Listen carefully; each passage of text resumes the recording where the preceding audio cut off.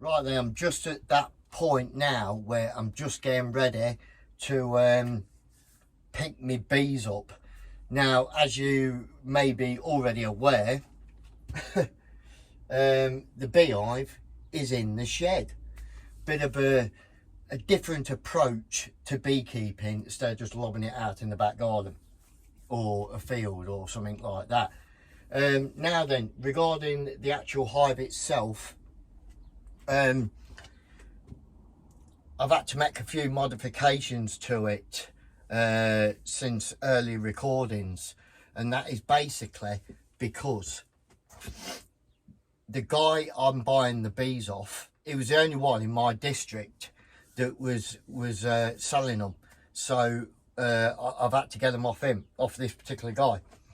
Now then, the problem is, with me being a newbie and not knowing a massive amount about this, that and the other, I made a slight blunder when it comes to the sizes of the frames that go in the hive. Unbeknown to me, there's all different sizes.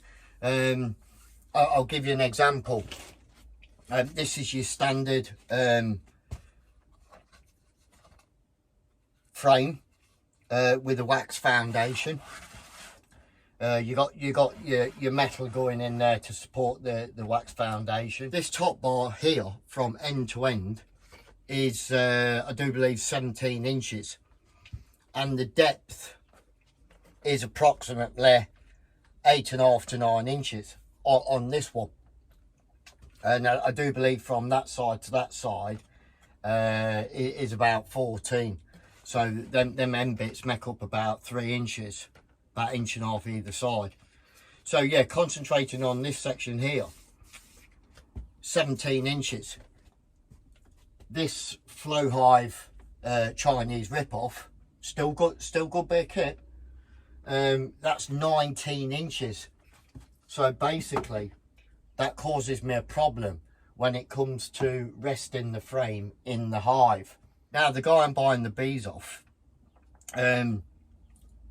his frames are still 17 inches across, but they're deep brood frames, which means from the top of that to the bottom is 12 inches. So needless to say, the bees I'm getting off him are on deeper frames, which has caused me a problem. Obviously I need to keep those frames and have those frames inside this hive because it's got all the brood on it and the nectar and the honey and everything on it, and you don't really want to, as far as I can gather, you don't really want to be starting your hive with just blank frames and putting a queen in and a few bees. I don't think it works that way. And you can understand why, because I've got to start from scratch, and really you need to be starting beekeeping like springtime, earlier on in the year. It's like June now, so I've got to put those frames that the bees are coming on in the nuke. They've got to go in this. Unfortunately, this is not a deep brood box to accommodate those frames, so I was going to be in trouble with that. So what I've done is I've actually modified this box, and I put I've not got any timber here, but I basically put some 3x2 timber at the bottom and joined it all up. The box takes about 10 frames, and due to it being 19, I'm left with a gap here, so I've actually put a frame going in that way. So I've got one frame going in that way and the rest of them going that way. So yeah, I've modified it, and as soon as I pick my bees up, with a bit of luck, I should be able to just transfer them frames into the centre of this brood box and just have some some blank frames. I think it's about 2 either side. I think there's 6 in there, 6 in the newt box, so I should get an extra 4 frames in, 2 either side.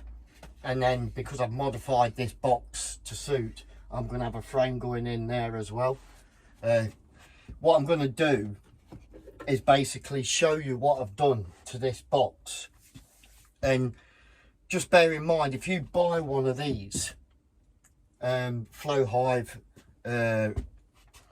not the original flow hive, the Chinese flow hive, just remember, when you buy your frames, right, they want to be 19-inch frames, which will eliminate the headache.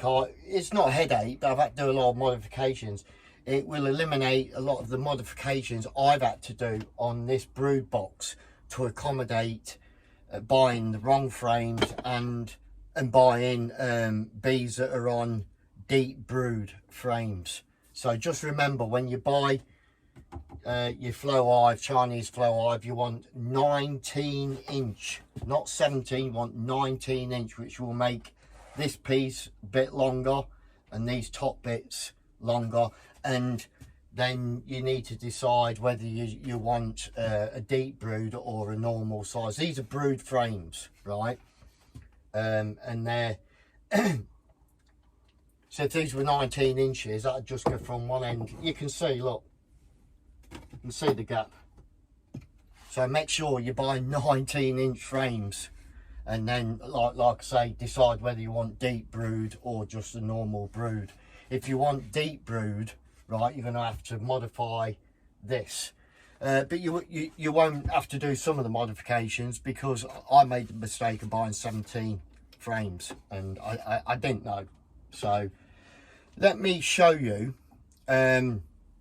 inside this what I've done modification wise. Right then, first of all, you'll probably notice I've put some handles on here, because this super, when it's full of the plastic frames, right, it weighs a lot before they've even started storing any honey in it. So I've put some extra handles on here. These are just kitchen door handles.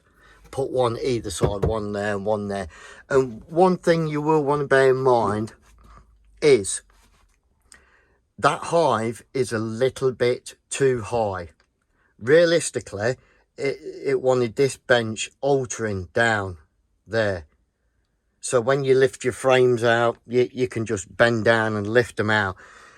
But due to the fact that's so high, that is gonna, I'm gonna need to be feeling strong to lift that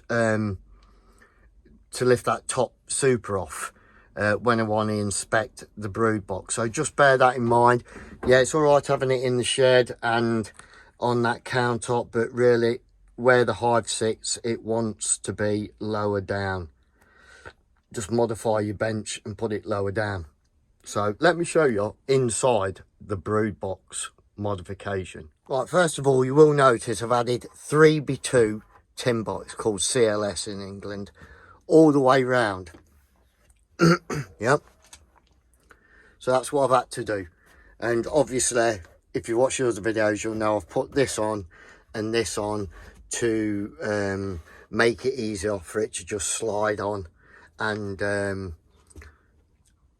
for me not to have to mess about trying to get the boxes square. So let me show you inside. Okay, so now this box has been converted into a deep brood box.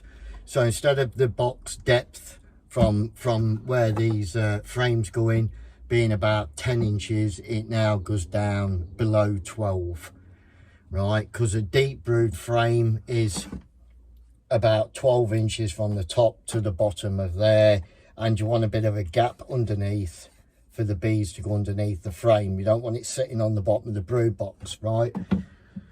So because I bought the wrong frames, and these are 17 from there to there, right, I've had to put this piece of timber going all the way across for the frames to sit on. Yep. Now I've got 6 frames, deep brood frames, in me nuke that's coming, right? So I'm going to put those 6 frames in here. 1, 2, 3, 4, 5, 6 frames should fit in there, and they should fit all the way down to nearly the bottom of the brood box. Now, because I bought these wrong frames, I put that piece of timber in there, right, which has allowed me to put another frame in that direction into the box. I've had to cut a notch out there for it to rest on. Otherwise, when I put the queen excluder going across, it would have stuck up, obviously, and I wouldn't be able to put the queen excluder in. So I've cut the notches out and put that frame in, and there is actually a gap underneath this wood here for the bees to go underneath this piece of timber and get access to this. They can also access it through the gaps on the frame. They can access this this frame here. But if I'd have known this box was 19 inches long, I would have just bought 19-inch long frames. But saying that, the bees I'm buying on the deep brood frames, his frames are only 17 inches long as well. So even if I'd have bought these at 19 inches long, which would have gone from there all the way to here, right, I would have still had a problem with the frames that the bees are coming on, because they're only 17. So in a way, it's worked out okay. I could have ordered, if I'd have got the time, I could have ordered some deep brood frames that were 17 inches 17 inches long. Could have ordered some deep brood frames, but I do believe they'll probably start building cone underneath this as well. One thing I'm not quite sure about at the minute is this gap here. Most videos I've watched on YouTube, this piece of timber goes near enough up to the edge. So I don't know what problems that's going to cause me. I'm not sure, but either way, and what else I've done is I've drilled an hole through the end of this frame here and just put a tack in, as you can see with these holes here, because otherwise it's so easy for this frame to just do that. Do you know what I mean? You're messing about it and it drops down, it's gonna cause a problem, isn't it, like that? So what I've done, I mean, these frames are designed nicely, that they just push up with the right spacing, but all I've done is put a little tack in there, and that just stops it from moving at all. It's quite solid. So I think hopefully I should be all right with that setup. Yeah, it looks pretty good. And as soon as I pick the bees up, they're going in here. So yeah, that's the messing about I've had to do. Yeah, that's what it looks like basically. And that's where they'll be coming in through them 2 holes there. And there's a gap under there. Should be able to see that for them to access that this end frame here. So yeah, there you go. That's the complications I've come across, which not many people will admit to, but I think it's going to all work out fine, and as long as the setup is okay, I've not really got to disturb them much when they're in there, and I'll probably I'll just do it. I'll put the mesh going across here, which will stop them all going up into the super. I'll give them a week or so to get settled into the brood box there with my modifications. So yeah, that's about it for now.